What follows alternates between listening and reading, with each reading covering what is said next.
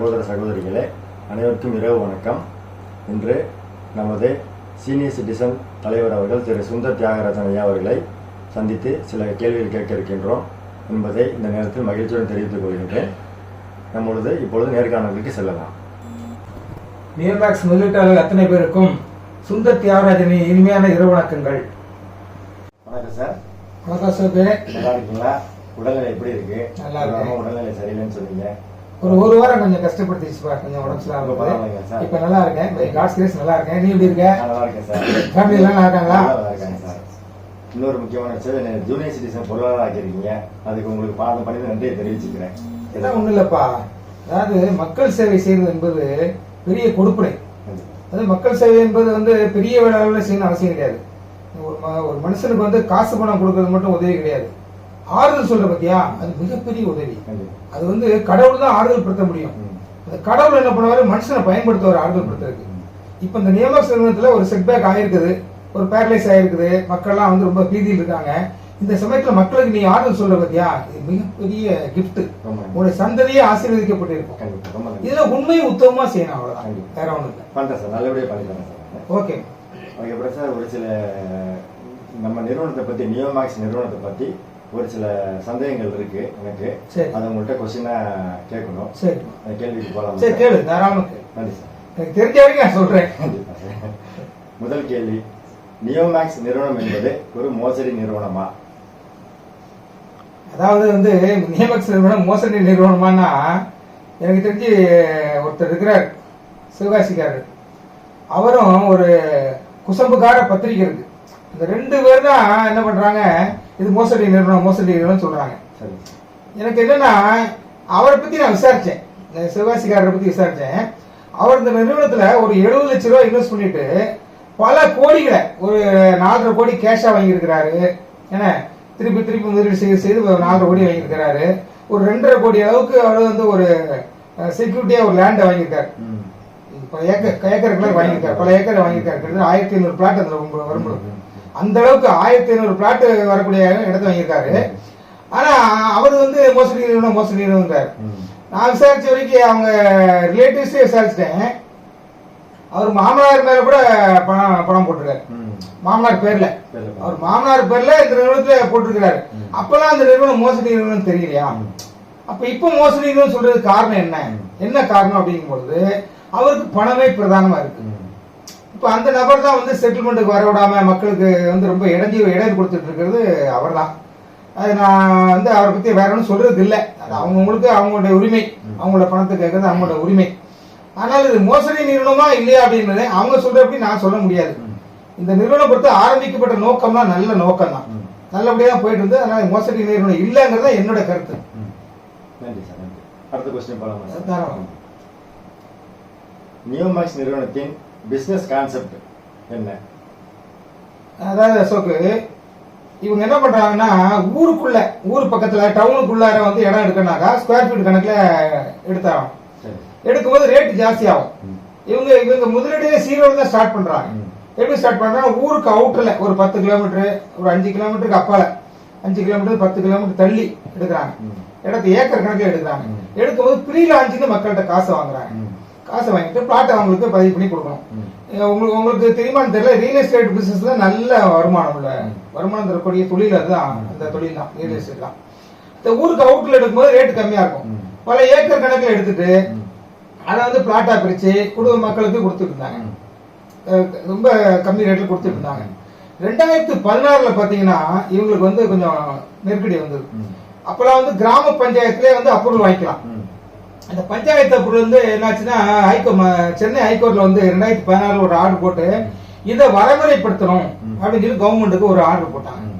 அந்த அப்ப கவர்மெண்ட் அவங்க அரசு பணி காரணமாக டிலே ஆயிடுச்சு. ஒரு 2 வருஷம் ஆச்சு. 2018 எண்டு ஆயிடுச்சு இந்த வரைமுறைப்படுத்தி கொடுக்கறது.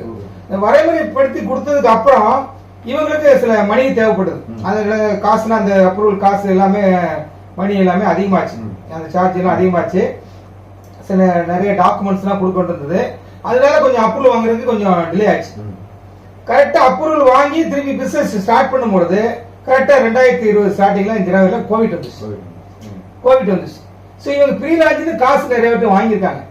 அதுல நிறைய பேர் என்ன பண்ணாங்க, இல்ல எங்கிட்ட காசு வாங்கிட்டு நீங்க வந்து இவ்வளவு தூரம் இப்ப ஒண்ணுமே இல்லாம தான் எங்களுக்கு வாழ்வாதாரம் பாதிக்கப்படும் சொல்லி கேட்கும் போது எங்களுக்கு மந்த்லி ஏதாவது கொடுங்க அப்படின்னு சொல்லி கேட்டாங்க.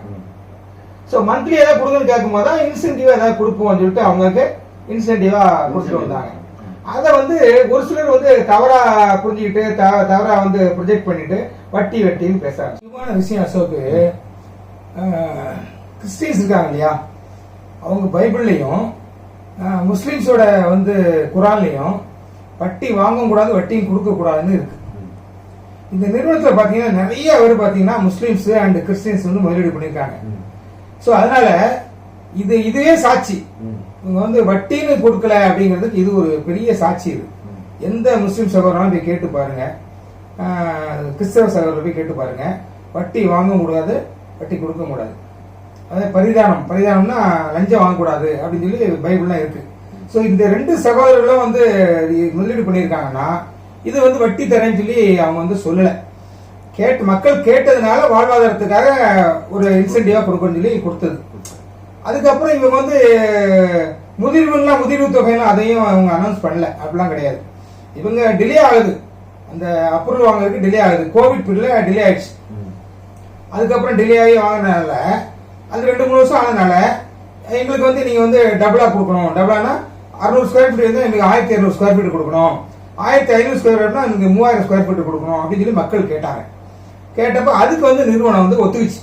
சரிங்க, இந்த டிலேக்கு வந்து நாங்க பொறுப்படுத்துக்கிறோம், நாங்க வந்து டபுளா தரோம்னு சொல்லி சொன்னாங்க. இதுதான் எனக்கு கான்செப்டை தவிர டபுளா தரோம்னா இப்ப பணம் கிடையாது. இடத்துல 1000 ஸ்கொயர் ஃபீட் 2000 ஸ்கொயர் ஃபீட் தரோம் அப்படின்னு சொல்லி தான் பேசி முடிச்சிட்டு. இதுதான் கான்செப்ட். இந்த வட்டி இல்லைங்கிறதுக்கு வந்து உதாரணம் வந்து சாட்சி வந்து இவங்க தான், முஸ்லிம்ஸ் அண்ட் கிறிஸ்தவர்கள். நன்றி சார், நன்றி சார். இப்ப 3வது கேள்வி சார், கேளுங்க. சிவகாசிக்காரர் பற்றி உங்களுடைய கருத்து. சிவகாசிக்காரரை பத்தி இப்ப நான் சொன்ன விஷயம், அவரே இப்ப பிரபலம் ஆயிட்டு வராரு. அது வந்து பாசிட்டிவா இல்ல நெகட்டிவா தான் ஆயிட்டு வராரு. எப்படின்னா அவர் வந்து நான் எப்பயும் சொல்லிட்டேன், முதலீடு பண்ணது லட்சத்துல முதலீடு பண்ணிட்டு கோடிகளில் அவர் வந்து நிறைய பணம் சம்பாதிச்சிருக்கிறார் நிறுவனத்தாளர் சொல்லி சொல்லியிருக்கிறேன். இப்போ வந்து மக்களுடைய செட்டில்மெண்ட்டுக்கு எப்படி இடையூறு இருக்காருன்னு சொல்றேன்னா, இந்த அட்வொகேட் கமிஷன் ஒன்று போட்டாங்க. அதில் நல்லா போயிட்டு இருந்தது. ஒரு 1 வீக் 10 days இருக்கும். முதலீட்டாளர்களை கூப்பிட்டு கம்ப்ளைண்ட் பண்ணவங்களை கூப்பிட்டு உங்களுக்கு நிலம் வேணுமா பணம் வேணுமா எந்த இடத்துல இடம் வேணுங்களான்னு சொல்லி கேட்டுறாங்க. அதுக்கு போய் என்ன பண்ணாரு, ஸ்டே வாங்கிட்டாரு. பெரிய ஒரு சுப்ரீம் கோர்ட் லாயர் வச்சு மதுரையில் வந்து அவர் இருக்கிறார், சுப்ரீம் கோர்ட் லாயர், அவரை வச்சு ஸ்டே வாங்கிட்டார் நிறைய பணம் கொடுத்து. இது எப்படி எனக்கு தெரியும்னா, இதை வந்து மறுக்கிறாங்க இப்ப நிறைய பேர், அவங்க கூட இருக்கவங்கலாம் மறுக்கிறாங்க. நான் கண்ணால பார்த்தது. அவர் ஒரு முஸ்லீம் சமுதாயத்தை சேர்ந்த வழக்கறிஞர். அவரை நாங்க வந்து முஸ்லீம் சகோதரோட நானும் பார்க்க போயிருந்தேன். ரம்ஜான் 1ஆம் தேதி நாங்கெல்லாம் வந்து மசூதியில் போய் தொழுகை பண்ணிட்டு எல்லாருமே முஸ்லீம் சகோதரர்கள் நானும் கூட போய் தொழுகை பண்ணிட்டு நோன்பு கஞ்சி குடிச்சு தான் அந்த லாயரை போய் பார்க்க போனோம். லாயரை வச்சு போயிருந்தோம். போயிருந்தப்ப இந்த சிவகாசிக்காரர் அங்கே உட்கார்ந்துருந்தாரு. அப்போ நான் லாயர்கிட்ட போய் கையெடுத்து கும்பிட்டு வயசானவங்களாம் ரொம்ப கஷ்டப்பட்டு இருக்கேன் சார், நீங்கள் கொஞ்சம் அந்த மாதிரி ஸ்டே வாங்குறதெல்லாம் கொஞ்சம் அதெல்லாம் கொஞ்சம் இது பண்ணுங்க சார், கொஞ்சம் விட்டு கொடுங்க சார் அப்படின்னு சொல்லி நான் அவருக்கு போய் மந்தாடினேன். அப்போ அவர் என்ன சொன்னார் அப்படின்னாக்கா, இல்லை சார் அது முடிஞ்சு போச்சு சார், இனிமேல் நான் அவர்கிட்ட பேசுங்க அப்படின்னு தான் இருக்கிறாரு அப்படின்னு சொல்லி சொன்னார். அப்போ தான் வெளியே உட்காந்துட்டு இருந்தார். ஸோ அவர் தான் காரணம், சிவகாசிக்காரர் தான் காரணங்கிறது பட்டவத்திலே தெரிஞ்சு வச்சுங்களுக்கு. இதை சிலர் மறுக்கிறாங்க. நான் கண்ணால பார்த்தேன், நான் எனக்கு தெரியும். அப்புறம் அவர் வந்து இப்போ வந்து பாத்தீங்கன்னா சட்ட போராட்ட குழு அப்படின்னு ஏதோ ஆரம்பிச்சு இதை பண்ணிட்டு இருக்காரு. என்ன சட்ட ரீதியா போராட போறான்னு எனக்கு ஒண்ணுமே விளங்கல. அந்த நியமக்ஸ் நிறுவனத்து மேல பதியப்பட்ட வழக்கானது பட்சாக்ட்ல வருது. 420 சீட்டிங் வழக்கு, அதிக வட்டி திறனை ஏமாத்திட்டாங்க அப்படின்னு வழக்கு பதியப்பட்டிருக்கு, எஃப்ஐஆர்ல பதியப்பட்டிருக்கு. அதை தான் கோர்ட்ல வந்து நீதிமன்றத்தில் வந்து வழக்குக்கு வந்து நிக்குது. அதே நீதிமன்றத்தில் போயிட்டு இவங்க போயிட்டு எனக்கு வட்டி கொடுங்க, எனக்கு வந்து மெச்சூரிட்டி அமௌண்ட் கொடுங்க அப்படின்னு எப்படி கேட்கணும்னு சொல்லி சொல்றாங்கிறது அறிவு சார்ந்த மக்கள்கிட்ட நான் விட்டுறேன். பதியப்பட்ட வழக்கே அந்த வழக்கு அதிக வட்டி தரேன் ஏமாத்திட்டாங்கன்னு சொல்லி அந்த நீதிமன்றத்திலே போயிட்டு இவங்க எங்களுக்கு வட்டி வாங்கி கொடுங்கன்னு சொல்லி எப்படி இவங்க கேட்பாங்கிறத கேட்க முடியுமா? அது கேள்விக்குரிய ஒரு விஷயமா இருக்கு. இதை வந்து அறிவு சார்ந்த மக்கள் தான் அதை வந்து முதலீட்டாளர்கள் தான் அதை வந்து புரிஞ்சுக்கணும். அப்ப இன்னொரு விஷயம், அந்த இதை கொடுங்க, அந்த பாண்டா, இந்த பாண்டை நல்லா கவனிச்சு பாருங்க. இந்த பாண்டுல இதான் அவங்க நியமக்ஸ் கொடுத்த முதலீடு பண்ணதுக்கு கொடுத்த பாண்டு. இது கலர்ல இருக்கும், அது ஜெராக்ஸ் எடுத்ததுனால பிளாக் அண்ட் ஒயிட்ல இருக்கு. இப்ப இந்த பாண்டுல எங்கேயாவது வட்டி தரேன்னு எழுதியிருக்காங்களா?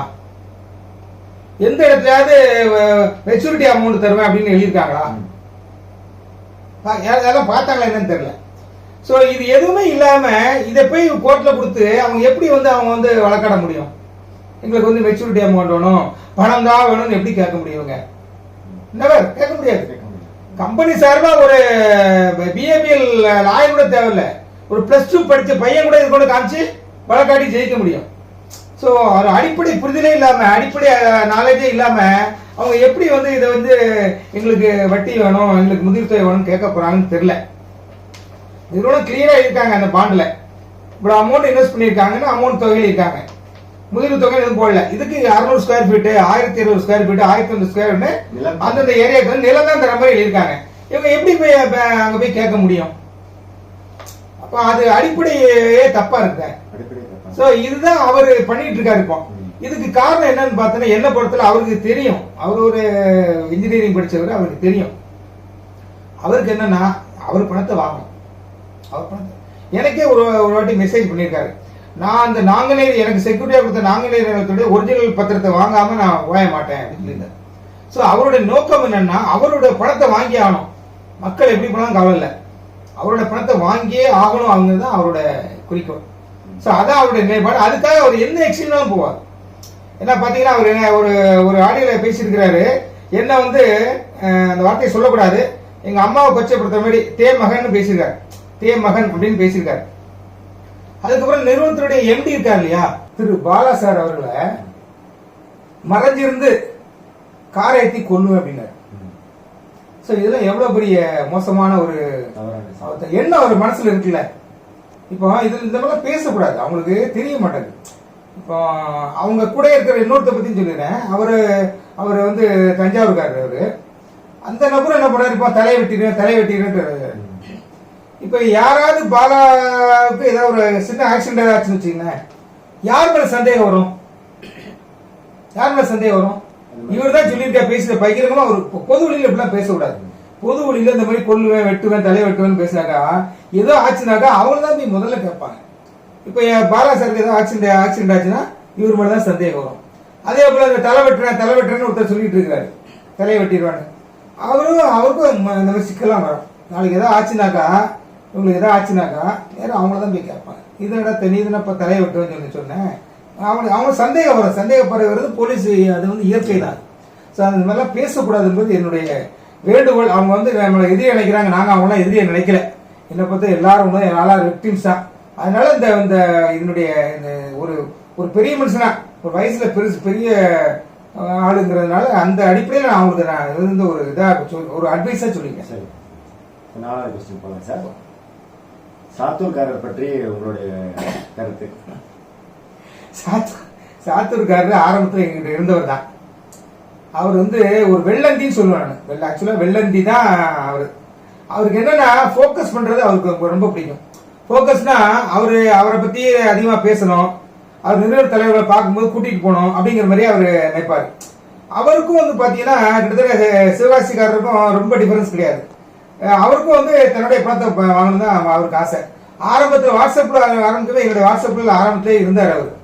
அவர் ஆரம்பத்திலே அவர் என்ன சொல்லுவாருன்னா, என்கிட்ட அடிக்கடி, சுந்தர் சார் ஒரு நாளைக்கு ஒரு வேளையாவது எங்கிட்ட நீங்க போன்ல பேசணும் சார், என்ன ரெண்டாவது செட்டில்மெண்ட் முதல்ல என் பணத்தை வாங்கி கொடுத்துரும் சார் அப்படின்னு சொல்லி சொன்னார். அது உண்மை, இது நான் போய்லாம் பேச மாட்டேன். அவர் மனசாட்சிக்கு தெரியும். இப்ப பார்த்து கூட பேசலாம், என் பணத்தை முதல்ல வாங்கி கொடுத்துருக்க சார் சொல்லி சொன்ன நபரு இன்னைக்கு அவர் ஒரு வாட்ஸ்அப்ல வச்சுக்கிட்டு பிரிஞ்சு போயிட்டு. ஏன்னா பிரிஞ்சு போன காரணம் பாத்தீங்கன்னா ஒண்ணு இல்ல, சில்லி மேட்ரு. ஒரு நாள் ஒரு ஆடியோ மெசேஜ் போட சொல்லி அனுப்புறாரு எனக்கு தனிப்பட்ட மேல. குரூப்பை லாக் பண்ணி வச்சிருக்கோம். நாங்க மட்டும் தான் அட்மின் மட்டும் தான் போட முடியும். அப்ப இவர் ஒரு செய்தி அனுப்புறாரு, நாங்க போடல. ஏன் போடலன்னா மக்கள் எல்லாம் வெறுப்பாயிட்டாங்க. நிறைய பேர் என்கிட்ட சொல்ல ஆரம்பிச்சிட்டாங்க, என்ன இந்த ஆளு பொழுதுனைக்கும் கறி விருந்து போட்டாங்க, குற்றாலத்துக்கு கூட்டு போனாங்க அப்படின்லாம் ரொம்ப இதையே பேசிட்டு இருக்காரு இவரு. ரொம்ப கம்பெனிக்கு ஜாலரா போடுறாரு, ஏன் அப்படி பேசுறாரு இவரு, அதனால ஒரு பேச்சுல நீங்க போடாதீங்க நிறைய ஒரு வேண்டி கேட்டுக்கிட்டாங்க. ஸோ அதனால நான் போட மாட்டேன். உடனே கோச்சிக்கிட்டு அவர் இதாயிட்டார். ஆக்சுவலா அவரை நான் அந்த மூத்த குடிமக்கள் சங்கத்துக்கு வந்து ஒரு ஆபீஸ் பேராவோ ஒரு கமிட்டி பேராவோ போலான்னு சொல்லி தான் தீர்மானத்தில் இருந்தேன். அப்புறம் வந்து இவருடைய நடவடிக்கைலாம் பார்த்துட்டு தான் நான் எல்லாம் வந்து அதுல இருந்து நான் வந்து விடுபட்டுட்டேன், தப்பிச்சுக்கிட்டேன்னு சொல்லலாம். இப்ப அவரும் வந்து இப்ப என்னை பத்தி நிறைய வந்து சிவெல்லாம் பேசியிருக்காரு. நிறைய தேனி சங்கத்து மக்கள் இருக்காங்க, ஒரு தேனி சங்கம் ஒன்று இருக்கு தெரியும்.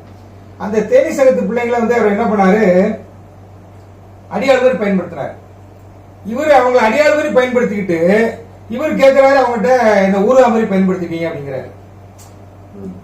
அவங்க அந்த அந்த பிள்ளைங்க வந்து இவரை வந்து ஊர்லா மாதிரி பயன்படுத்திட்டாங்களாம். ஆனா இவர் அவங்க எப்படி பயன்படுத்துறாருன்னா அடியாள் மாதிரி பயன்படுத்துறாரு. எப்படின்னாக்கா நான் ஏதாவது ஒரு ஆடியோ மெசேஜ் போட்டேன்னா என்ன திட்டுறதுக்கு அந்த பசங்களை தூண்டி விடுறது, அந்த பசங்களை அடியாள் மாதிரி பயன்படுத்தியிருந்தாரு. சோ இவங்க பணத்து வாங்கினாக்கா என்ன எக்ஸ்ட்ரீம்லாம் போவாங்கிறதுக்கு இவங்க இப்ப இந்த 3 பேர் எக்ஸாம்பிள். சாத்தூர்காரர் ஒருத்தர், சிவகாசிக்காரர் ஒருத்தர், தஞ்சாவூர்காரர் ஒருத்தர், தலைவட்டிக்காரர். இது ஏன் இவ்வளவு பேசுறாங்கன்னு தெரியல, ரொம்ப சங்கடமா இருக்கு. பொது வழியில் இப்படிலாம் பேசக்கூடாது. அவங்களுக்கு அவங்களுடைய இம்மெச்சூரிட்டி தான் காமிக்குது, இம்மெச்சூரிட்டி. மக்களுடைய நிம்மதியை சேர்வு. ஆமா, அது வந்து அவங்களுக்கு இது ஆபத்தா முடிஞ்சிடும். அவங்களுக்கு தான் ஆபத்தா முடியும். இப்ப நமக்கு ஒண்ணும் இல்ல, அவங்களுக்கு தான் ஆபத்தா முடியும். இப்ப என்னெல்லாம் கூட மிரட்டி இருந்தாரு தஞ்சாவூர்காரர், என்னெல்லாம் கூட மிரட்டி இருந்தாரு. நான் கூட என்னோட லொகேஷன் ஷேர் பண்ணியிருந்தேன். நம்ம வாழ்ந்து முடிச்சிட்டோம். நமக்கு என்ன இருக்கு, உயிர் மட்டும் தான் உடம்புல இருக்கு, வேற என்ன இருக்கு, 78 வியாதி இருக்கு, உயிர் இருக்கு, அவ்வளவுதான். ஸோ நம்ம இதெல்லாம் பயப்படக்கூடிய ஆளு கிடையாது. ஸோ அதெல்லாம் அவங்களாம் பேசக்கூடாது, அதெல்லாம் தவிர்க்கணுங்கிறது என்னுடைய அடுத்த கொஸ்டின் சார். 5வது கேள்வி சார். கேளுங்க. தேனி சங்கம் பற்றி உங்களுடைய கருத்து. தேனி சங்கம் வந்து ஆக்சுவலா வந்து மூத்த குடிமக்கள் சங்கத்துக்கு முன்னாடி ஆரம்பிச்ச சங்கம் நினைக்கிறேன். எங்களோட அவங்க சீனியர் தான் இருக்கும்னு நினைக்கிறேன்.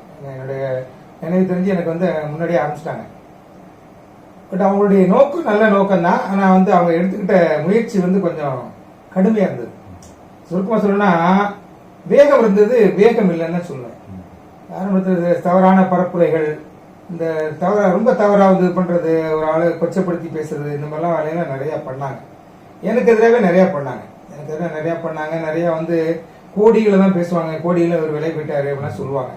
ஸோ ஆரம்பத்தில் அவங்க தப்பு பண்ணிட்டாங்க, தப்பு பண்ணாம தான். ஆனாலும் இந்த சட்ட போராட்ட குழு கம்பெனி இருக்கு இல்லையா, இந்த கம்பெனிக்கு அவங்க எவ்வளவு பரவாயில்ல. ஏன்னு சொல்லுவோம்னா, இப்போ இவங்களுக்கு 2 பேரும் நான் கம்பேர் பண்றேன். முதல்ல இந்த சட்ட போராட்ட குழுவையும் தேனி சங்கத்தையும் கம்பேர் பண்றேன்.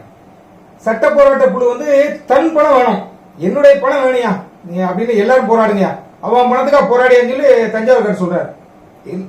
அவன் பணத்துக்கு போராடிக்க அப்படிங்கிறாரு. சோ இவனுங்க பணத்துக்கு மட்டும் தான் போராடுறாங்க. ஆனா தேனி சங்கத்துக்காரன ஒரு விஷயத்துல நான் பாராட்டேன். ஏன்னா அவன் பொசசிவா இருந்தா கூட அவன் ஊர்க்காரனுக்கு வாங்கி கொடுக்கணும் நினைக்கிறான். அவன் ஊர்க்காரனுக்கு வாங்கி கொடுக்க, அதாவது தனிப்பட்ட முறையில் வாங்க நினைக்கிறானுங்க இந்த கம்பெனி, சிவாசி கம்பெனி. ஆனா அவன் என்ன நினைக்கிறான்னா என் ஊர் மக்களுக்கு வாங்கி கொடுக்க நினைக்கிறான். அவனோட கொஞ்சம் உயர்ந்து நினைக்கிறான். நாம மூத்த குடிமக்களுக்கு வரேன், நாம உலகமெங்கிலும் இருக்கிற மூத்த குடிமக்கள் மாத்திரம் இல்ல, மூத்த குடிமக்கள் வாங்கலாம்னு சொல்லி முதல்ல மூத்த குடிமக்கள் சங்கம் ஆரம்பிச்சோம்.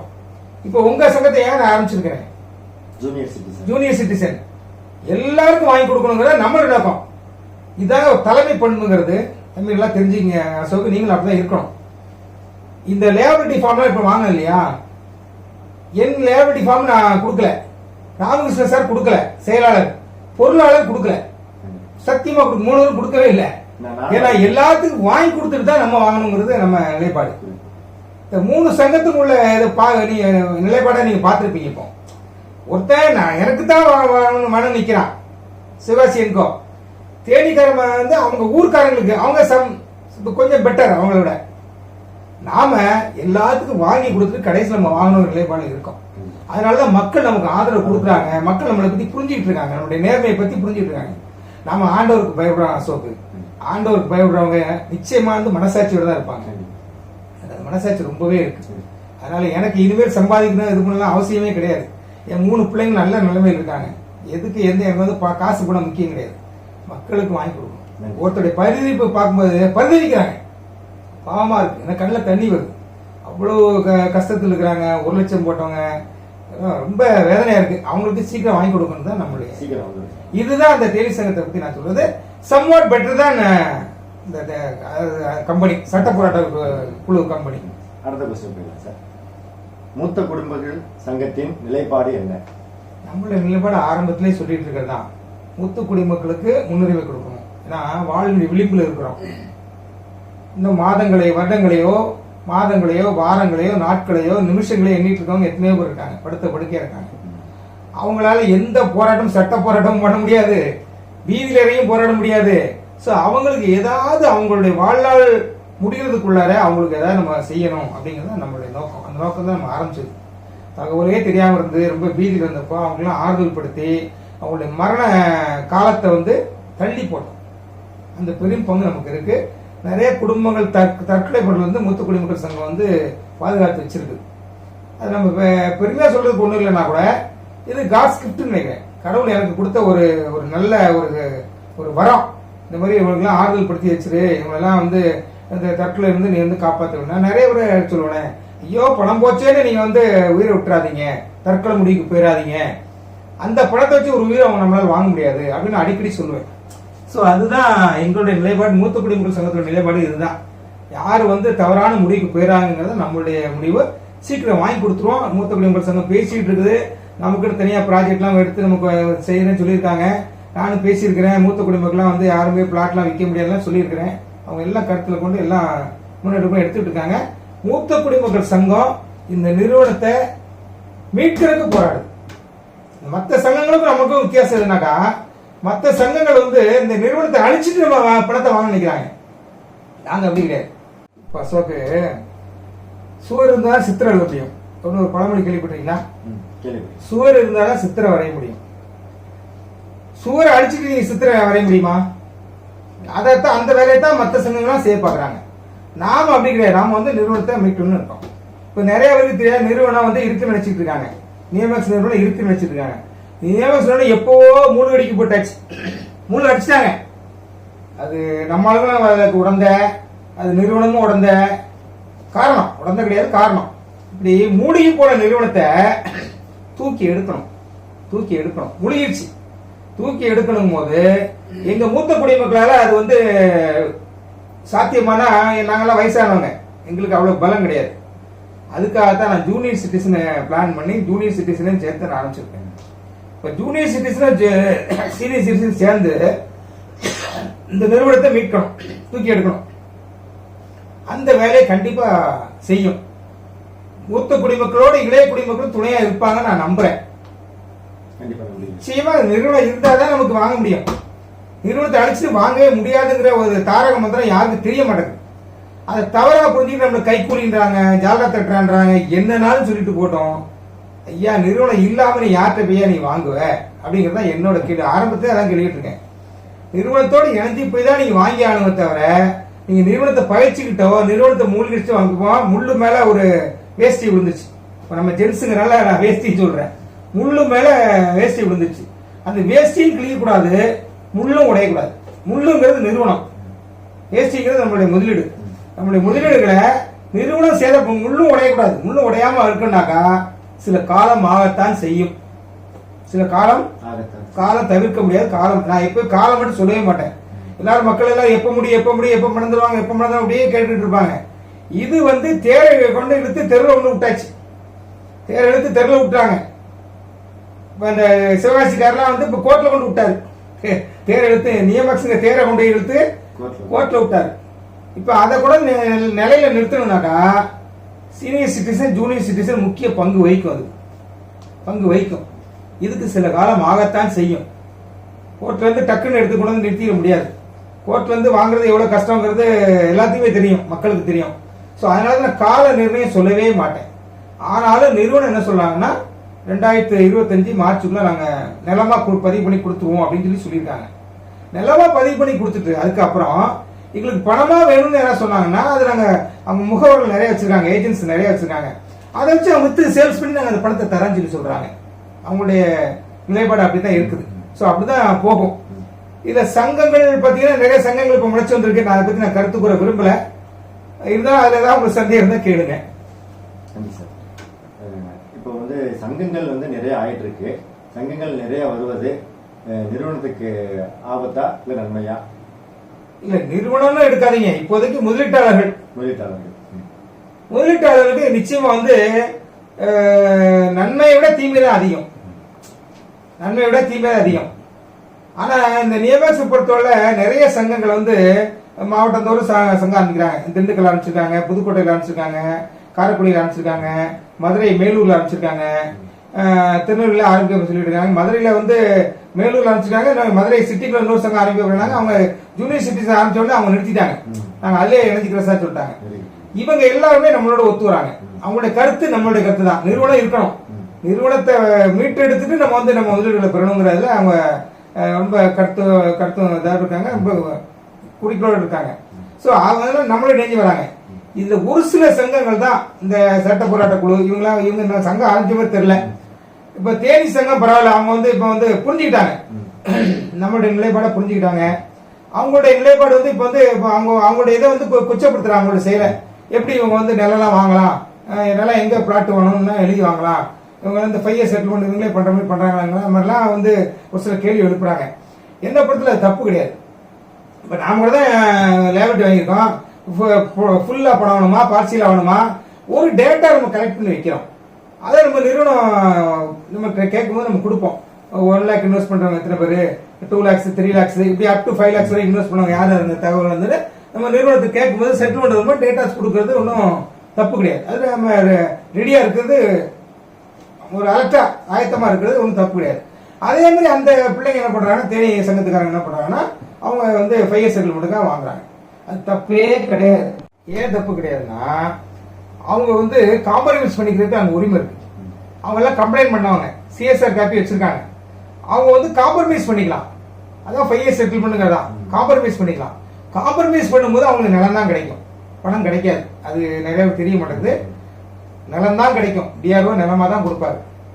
காம்ப்ரமைஸ் பண்ணாம நான் வந்து இருக்கிறேன், எனக்கு வந்து பணம் தான் வேணும்னு நினைக்கிறவங்களுக்கு தான் டிஆர்ஓ வந்து ஏல விட்டு கொடுப்பாரு. அதுக்கு சில காலங்கள் எடுக்கும்.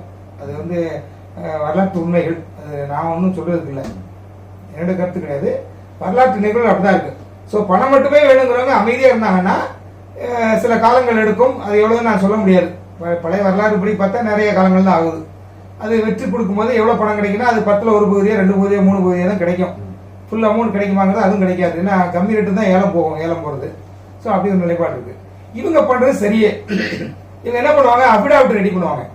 இந்தியா ஒவ்வொரு பேர்சனுக்கும் அபிடாவிட் ரெடி பண்ணி, இவர் சார் டிஆர்ஓ போயிட்டு சார் இவர் இந்த இடத்துல இடம் கேட்கிறாரு அப்படின்னு சொல்ல தப்பே இல்லை. இவர் வந்து வெஸ்டர்ன் வேலி தேனியில கேட்கிறாரு, இவர் மதுரை ஹைகோர்ட்டுக்கு பின்னாடி இடம் கேட்கிறாரு, இவர் வந்து முராசிட்டில் இடம் கேட்கிறாரு அப்படின்னு கேட்கறதுக்கு இவங்களுக்கு உரிமை இருக்கு. முதலீட்டாளர்கள் தானே, முதலீட்டாளர்கள் அந்த உரிமை இருக்கா இல்லையா, அதுதான் அவங்க செய்யறாங்க. அது தப்பே, நேரத்தில் தப்புன்னு சொல்ல மாட்டேன், அவங்க பண்றது கரெக்ட். அதுக்கப்புறம் அபிடாவிட் ரெடி பண்ணி இண்டிவிஜுவல் ஒவ்வொருத்தரும் இண்டிவிஜுவல் அபிடாவிட் ரெடி பண்ணி டிஆர்ஓ கொடுத்தாக்கா டிஆர்ஓ வந்து ஸ்பெஷல் ஆர்டர் ஒன்று போடணும். ஸ்பெஷல் சேல் ஆர்டர் போட்டு இந்த மாதிரி நிறுவனம் கொடுக்க ரெடியா இருக்காங்க, இவங்க வாங்குறதுக்கு ரெடியா இருக்காங்க, காம்ப்ரமைஸ் பண்ணிக்கிறதுக்கு இவங்க ரெடியா இருக்காங்க. அதனால நிலத்தை வித்து நம்ம வந்து ஏழை விட்டு கொடுக்கறதுக்கு பதிலா இப்படியே அவங்களுக்கு கொடுத்துடலாம், நிலத்தை எழுதி கொடுத்துடலாம் அப்படின்னு சொல்லி அவரு ஸ்பெஷல் ஆர்டர் போட்டு அது மேல இவங்க போகும், ஹோம் செக்ரட்டரி போகும், ஹோம் கலெக்டர் மூலமா போகும், போய் அவங்க வந்து அப்ரூவல் பண்ணும். ஸோ அதனால இப்போ வந்து தேனீச மக்கள் செய்யறது வந்து தவறு நான் சொல்ல மாட்டேன். அது 1000 பேர் 1000 சொல்லிட்டு போட்டோம், நான் தவறு சொல்ல மாட்டேன். இவ்வளவுக்கும் பாத்தீங்கன்னா என்ன வச்சு செஞ்சது அவங்க தான். தேனீஸ் சங்கத்துக்காரனா என்ன வந்து வச்சு செஞ்சாங்க. அதுல வந்து சொல்லலாம் இருக்காங்க, ஒரு சில பேர்லாம் நான் சொல்ல விரும்பல, என்ன அவ்வளவு என்ன பெர்சனலா எடுத்து திட்டாங்க. ஆனா அவங்க, நான் யாரையும் வந்து இப்ப எதிரியா நினைக்க மாட்டேன், என்னுடைய பிள்ளைங்க மாதிரி தான் நினைப்பேன். அவங்க இப்ப போற பாதை சரிதான், அவங்க எழுதி வாங்குறதுலாம் ஒன்றும் தப்பு கிடையாது. ஒருத்தர் கேட்கிறாரு, தஞ்சாவூர் கேட்கிறாரு, உங்க யாரையும் அந்த உரிமை கொடுத்தது, 5 இயர் செட்டில்மெண்ட் பண்ண போற உரிமை கொடுத்தது யாரு, டிஆர்ஓ உனக்கு உரிமை கொடுத்துருக்காரு எல்லாம் கேட்கிறாரு. உங்களுக்கு சட்ட போராட்ட நடத்தி யாரு உரிமை கொடுத்தது? உங்களுக்கு உங்க படம் உன் படம் வேணும்னு நிற்கிற இல்லையா, அதுவே அவங்க மக்களுக்காக, அவங்களா பரவாயில்ல மக்களுக்கு வாங்கி கொடுக்குறான், நீ உனக்கு வாங்கலாம் நீ துடிச்சிட்டு இருக்கிற. அதனால அவங்க பண்றது சரியே. என்ன பொறுத்து இறுதியா ஒரு கொஸ்டின் சார், நிலம் பெறுவதை பற்றி முதலீட்டாளர்களுக்கு உங்களுடைய கருத்து சொல்லுங்க சார். இது நிலமா தான் கிடைக்கும், வேற வழி இல்லை.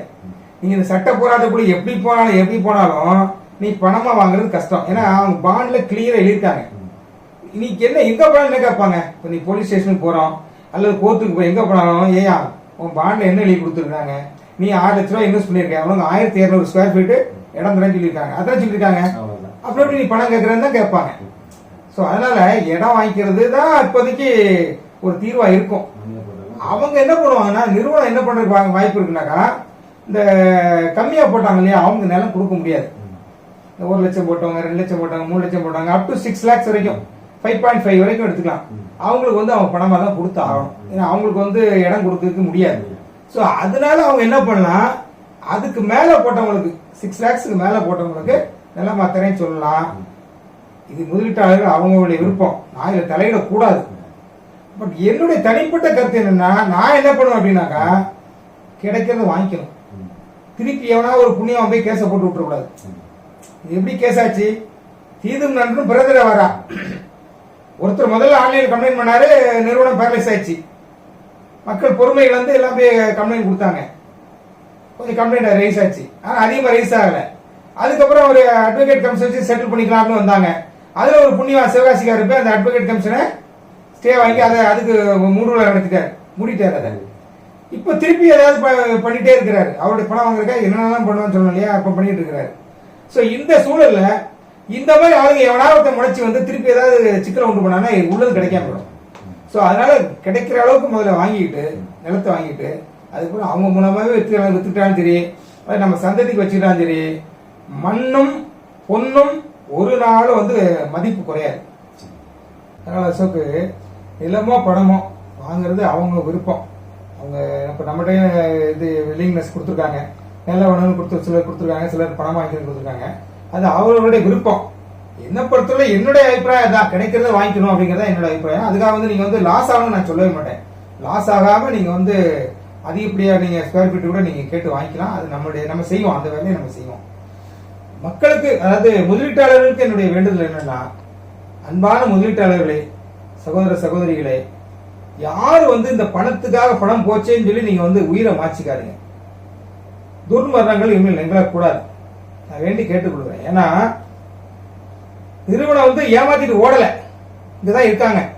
நான் அந்த தைரியத்தில் அடிச்சு சொல்லுவேன், நிச்சயமா இவங்ககிட்ட வந்து நம்ம பணம் வந்து வாங்கியே தீர்வோம், அவர்களும் கொடுத்தே தீர்வார்கள் என்ற நம்பிக்கை இருக்கிறது. அவர்கள் கொடுக்க ஒருவேளை தாமதம் பண்ணாலும் அதுக்கு நம்ம சில முன்னெடுப்புகள் எடுத்துட்டு தான் இருக்கிறோம். நாங்க நிச்சயமா வந்து நிறுவனத்தை வந்து கொடுக்க வைப்போம், அவர்களும் கொடுப்பார்கள். எங்கேயும் ஓடி போவதே இருந்துட்டு தான் இருக்காங்க, இங்கதான் இருக்காங்க. சோ அதனால நீங்க யாரும் தவறான முடிவுக்கு போக வேண்டாம் என்று கேட்டுக்கொள்கிறேன். அப்புறம் இந்த மாலை நேரத்தில் உடம்பு சரியில்லாத நேரத்திலையும் எங்களுக்கு இந்த அளவுக்கு ஒரு ஆலோசனை வழங்கி சரியான பாதையில் கூட்டிக் கொண்டு சென்றிருக்கு உங்களுக்கு எங்களோட நன்றி தெரிவிச்சுக்கிறேன் சார். நன்றி நன்றி நன்றி நன்றி முதலீட்டாளர்களே, நன்றி நன்றி நண்பர்களே, சகோதர சகோதரர், நன்றி நன்றி.